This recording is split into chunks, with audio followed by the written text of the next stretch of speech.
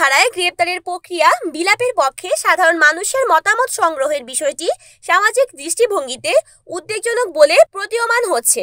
সাম্প্রতিক সময়ে পুলিশে প্রকাশ্য বিদ্যমান আইনের প্রতি অমান্য করে সাদা পোশাকে গ্রেপ্তার এবং গুমের ঘটনা ঘটাচ্ছে, যা মানবাধিকার লঙ্ঘনের উদাহরণ হিসেবে বিবেচিত হচ্ছে। সংস্কার কমিশনের উদ্যোগে পরিচালিত অনলাইন জরিপে 20,000 নাগরিক অংশ নিয়েছেন, যেখানে তারা 54 ধারার গ্রেপ্তারের প্রক্রিয়ার অবাসনে নিজেদের মত প্রকাশ করছেন।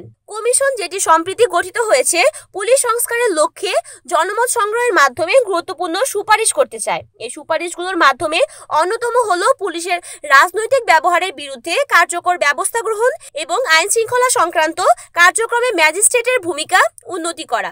এছাড়া কমিশনের সদস্য ASM নাসির উদ্দিন এলান বলেছেন, তারা আগামী জানুয়ারির প্রথম সপ্তাহের মধ্যে রিপোর্ট প্রস্তুত করে প্রয়োজনীয় পদক্ষেপ নিতে প্রস্তুত।